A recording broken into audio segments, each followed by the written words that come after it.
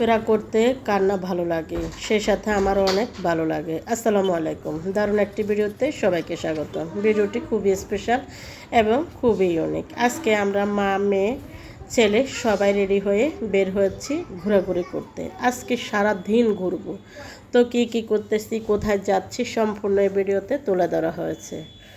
তো দেখেন এখানে সিমরান, শরীফ তারা রেডি হয়েছে। আজকে অনেক দিন তাদেরকে আমি ঘুরতে নিয়ে যাই না, তাদের বায়না আজকে তাদেরকে ঘুরতে নিয়ে যেতেই হবে। তো যাই হোক, আমিও মাঝে মধ্যে ছেলে মেয়েদের আবদারগুলো অপূর্ণ রাখি না, এগুলো পূরণ করার চেষ্টা করি। তো সবাই আমাদের জন্য দোয়া করবেন, আমরা যেন সহি সালামতে যেতে পারি।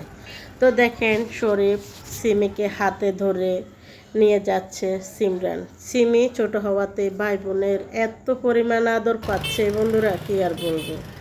আজকে কিছুদিন পর্যন্ত ইউটিউবার সোনিয়া আপু ভাইয়ের আর্তনাদ, ভাইয়ের জন্য কান্নাকাটি, ভাইয়ের কষ্ট সেই সোশ্যাল মিডিয়াতে আপলোড করতেছে।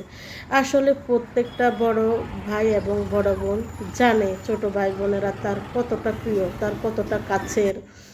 এটা যারা বড় ভাই বোন আছে তারাই বুঝতে পারে। আর বড় ভাই বোনের ভালোবাসাগুলো তো ছোট ভাই বোনেরা কখনো বুঝবে না, যেহেতু তারা এগুলা পার করে আসে নাই। আমরা বুঝতে পারি আমাদের ভাই বোন ছোট আছে, আমার কাছে হয়তো বোন নাই, ভাই আছে। আমি আমার বোনদেরকে আমি আমার ভাইদেরকে এত পরিমাণ ভালোবাসি, সেটা হয়তো ভাষায় প্রকাশ করতে পারবো না। এই সোনিয়া আক্তার রিমার কষ্টগুলা শোনার পর এত সুন্দর একটা পরিবার আজকে কোথায় গিয়ে দাঁড়িয়েছে, তার কষ্টের কথা শোনার পর আমাদের সকলেরই চোখের পানি ঝরছে। এত সুন্দর সংসার, এত সুন্দর ভাইয়ের প্রতি ভালোবাসা, ভাইয়ের বোর প্রতি ভালোবাসা। আসলে কিন্তু তারপরেও বলবো, একা শুধু সুজন ভাইয়ের দোষ না, সবারই দোষ থাকে, এক হাতে কখনো তালি বাজে না।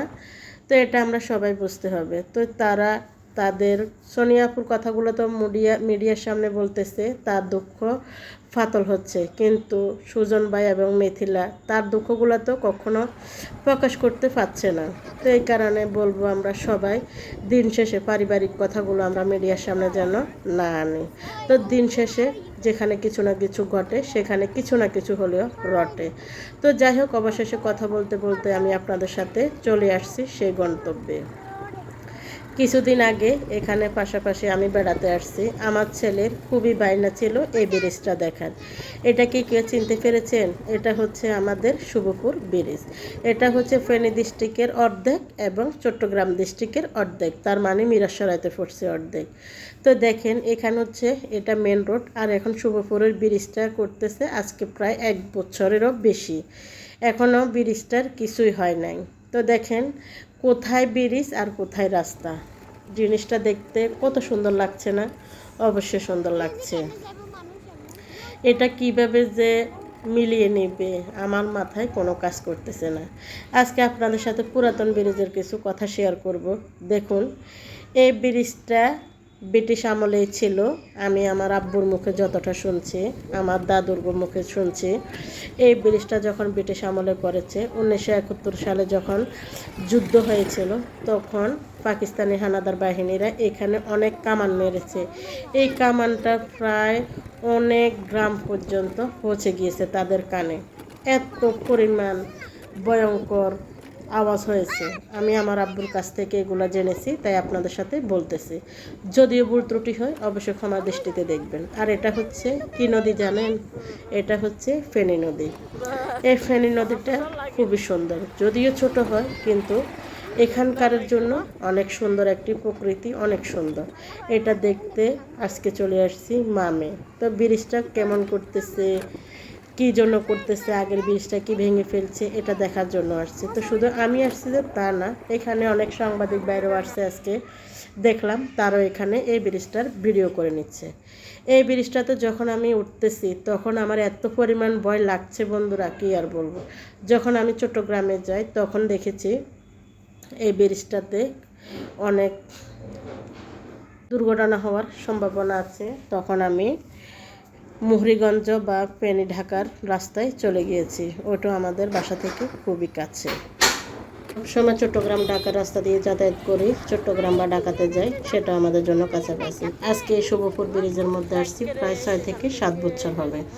তখন ওই ব্রিজটা অনেক ভয়ঙ্কর ছিল। তো দেখুন না আপনাদের কাছে কেমন লাগছে। আমার কাছে তো ভীষণ ভালো লাগছে। আর এই ছোটোখাটো বিষয়গুলো বাচ্চাদের কাছে এত ভালো লাগে, বন্ধুরা কি আর বলবো। তো যাই হোক, এখানে ভালো দিয়ে দিচ্ছে, ভিড় ভালো এই রাস্তাটা সোজা করার জন্য। দেখুন কোথায় থেকে কোথায় নিয়ে যাচ্ছে। তো তাই এখন আমি ফুল ব্রিজটা ভিডিও করে নিয়েছি, এখন আবার ব্যাক হয়ে চলে যাচ্ছে। তো সবাই আমাদের সঙ্গে থাকুন। আর এই জায়গাটা যদি কেউ চিনে থাকেন অবশ্যই কমেন্ট করে জানাবেন কে কোথায় থেকে আমার ভিডিওটি দেখছেন। তো দেখেন ফুল ব্রিজটা, এটা কিন্তু খুবই ছোট, দুইটা বড় গাড়ি একসাথে যাতায়াত করতে অনেক কষ্ট হয়। আর শরীফ দেখেন কি দুষ্টামি করতেছে, আমি তো ভয়ে একেবারে শেষ।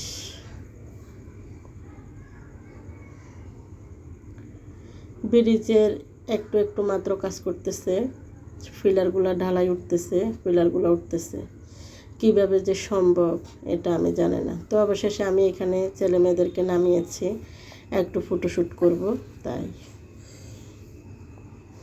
এখন যেহেতু বিকালবেলা, দেখেন না সময়টা কি সুন্দর।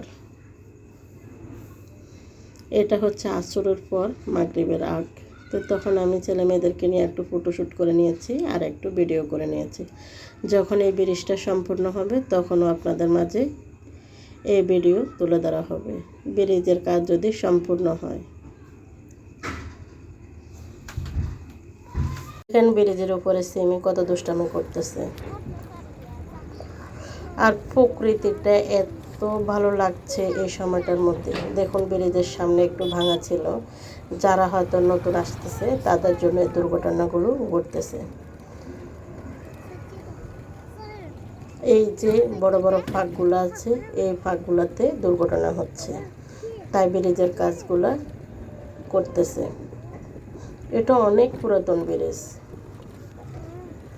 প্রকৃতির পরিবেশ কতটা সুন্দর। তো এরা হচ্ছে সাংবাদিক ভাইরা, তারা ভিডিও করতেছে আর এগুলা সেট করতেছে।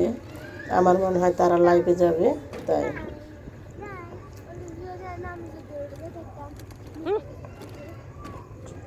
তো বন্ধুরা আজকের ভিডিওটি কার কাছে কেমন লাগছে অবশ্যই কমেন্ট করতে ভুলবেন না। আর পুরো ব্রিজটা উপভোগ করতে থাকুন।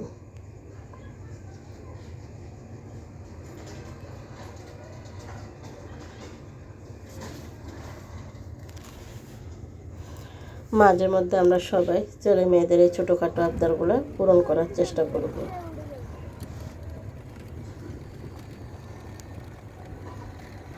তো যাই হোক, অবশেষে আমাদের ব্রিজ দেখা কমপ্লিট হয়েছে, এখন আমরা চলে যাচ্ছি। তো সবাই ভালো থাকবেন, সুস্থ থাকবেন। আজ এ পর্যন্ত। আসসালামু আলাইকুম, আল্লাহ হাফেজ।